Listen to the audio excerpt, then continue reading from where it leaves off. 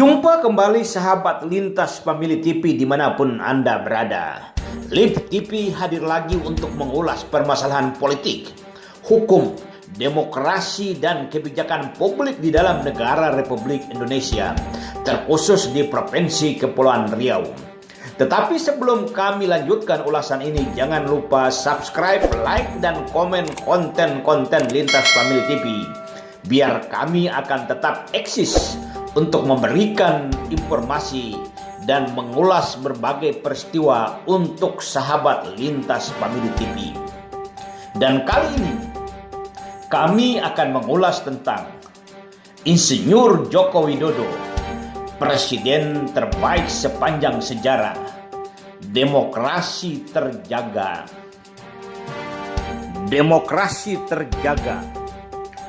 Jika dalam pertemuan terdahulu Lintas Pemilih TV telah mengulas tentang apresiasi besar yang diberikan oleh tokoh-tokoh politik negara tetangga kita, Malaysia, setelah melihat perkembangan pembangunan negara Republik Indonesia di bawah pemerintahan Presiden Insinyur Joko Widodo, di mana infrastruktur terus tumbuh dan berkembang di mana-mana, sehingga mereka sudah sampai pada satu kesimpulan bahwa Indonesia akan menjadi satu raksasa ekonomi dunia 10 atau 12 tahun yang akan datang.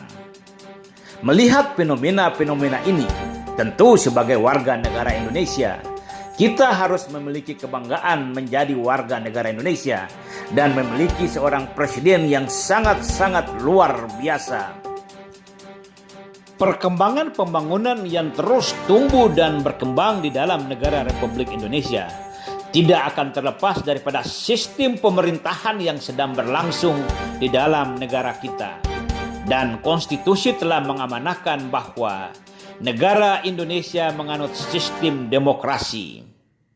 Pada dasarnya, sistem demokrasi mengharuskan satu pemerintahan yang berasal dari rakyat, oleh rakyat, dan untuk sebesar-besarnya kepentingan rakyat. Seperti yang dikemukakan oleh mantan Presiden Amerika Serikat Abraham Lincoln. Di lain sisi, Charles Costello berpendapat juga bahwa demokrasi adalah satu sistem sosial politik untuk membatasi kekuasaan pemerintah dan melindungi serta memperjuangkan hak-hak rakyat. Atas pendapat-pendapat tersebut ini di atas, lalu mari kita melihat fakta yang terjadi di dalam negara kita, serta kita harus mengulas secara tuntas dan jelas prinsip-prinsip dasar negara demokrasi yang harus kita tegakkan. Salah satu prinsip dasar bagi sebuah negara yang menjalankan sistem pemerintahan demokrasi adalah menegakkan atau menjalankan konstitusi negara tersebut. Dan kita tahu, dalam pasal 1 ayat 2 Undang-Undang Dasar Negara Republik Indonesia tahun 1945 dijelaskan bahwa negara kita adalah negara hukum. Hal ini telah diperkuat dalam pasal 27 Undang-Undang Dasar Negara Republik Indonesia tahun 1945 yang menjelaskan bahwa tiap-tiap warga negara bersamaan kedudukannya di dalam hukum dan pemerintahan. Inilah prinsip dasar yang ditegakkan oleh negara Republik Indonesia. Tetapi bagaimana kita melihat implementasi daripada pelaksanaan pasal 1 dan pasal 27 Undang-Undang Dasar Negara Republik Indonesia ini di dalam negara kita yang telah memilih demokrasi sebagai sistem pemerintahannya? Apa yang telah kita ketahui dan apa yang akan kita lihat ke depan adalah sesuatu dilematika pelaksanaan persamaan kedudukan tiap-tiap warga negara di hadapan hukum dan pelayanan pemerintah. Masih terjadi jurang ketimpangan antara orang kaya dan orang miskin, antara orang-orang kecil dan para pemilik modal. Hal ini dikarenakan oleh para pejabat, oknum-oknum pejabat kita yang berjiwa korupsi, Oknum-oknum tersebut meletakkan orientasi, memanfaatkan kedudukan dan jabatannya untuk menguntungkan diri sendiri dan kelompoknya. Hal ini tentu sangat akan merusak citra pemerintah negara Republik Indonesia.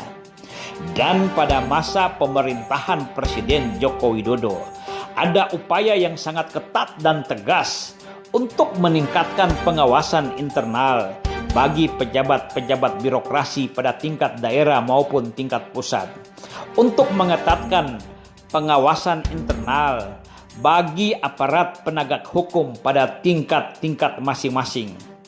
Faktanya, kita melihat banyak sekali pejabat-pejabat kita yang harus berurusan dengan Komisi Pemberantasan Korupsi. Banyak sekali pejabat-pejabat kita yang mendapatkan sanksi internal, dan banyak sekali pejabat-pejabat kita yang harus meringkuk di dalam penjara. Inilah merupakan satu progres dalam rangka pembersihan sistem demokrasi yang sedang kita jalankan. Satu hal yang sangat perlu kami jelaskan kepada masyarakat, bahwa dalam sistem negara demokrasi kita ada 3 pilar kekuasaan yang menjalankan kekuasaan dalam negara kita, yaitu kekuasaan eksekutif, kekuasaan legislatif, dan kekuasaan yudikatif. Kekuasaan eksekutif adalah presiden beserta jajarannya pada tingkat gubernur, bupati maupun wali kota. Kekuasaan legislatif ya kita serahkan kepada wakil-wakil kita, DPRD pada tingkat pusat maupun daerah. Dan kekuasaan yudikatif adalah kekuasaan kehakiman, kejaksaan, dan kepolisian. Prinsip dasar dari pelaksanaan 3 pilar kekuasaan dalam sistem pemerintahan negara Republik Indonesia tersebut adalah masing-masing pemegang kekuasaan tidak dapat mengintervensi atau ikut campur terhadap kekuasaan satu dengan yang lainnya. Contohnya, apabila seorang hakim dalam memutuskan suatu perkara, maka presiden sekalipun tidak bisa mengintervensi atau mencampur putusan tersebut. Tetapi ada hal lain yang terjadi dalam negara kita. Tidak sedikit tokoh-tokoh politik, tidak sedikit profesor dan para cendekiawan, tidak sedikit tokoh-tokoh negarawan yang selalu memporak-porandakan masyarakat dengan memprovokasikan masyarakat bahwa setiap keputusan yang terjadi di dalam negara Republik ini, setiap kebijakan yang dianggap menyimpang dalam Republik ini, selalu disalahkan kepada Presiden Joko Widodo. Hal ini bisa terjadi oleh karena orientasi pelaksanaan demokrasi yang sedang berlangsung di dalam negara Republik Indonesia bukan semata-mata untuk memperjuangkan kepentingan masyarakat, tetapi yang sedang mereka perjuangkan adalah kepentingan mereka dalam merebut kekuasaan. Inilah satu fakta. Bukankah seorang filosofi Aristoteles berpesan bahwa sistem pemerintahan demokrasi adalah satu sistem yang dijalankan berlandaskan usaha bersama, kerja bersama, berpikir bersama untuk menuju kesejahteraan bersama? Mari kita ikuti ulasan Lintas Family TV selanjutnya.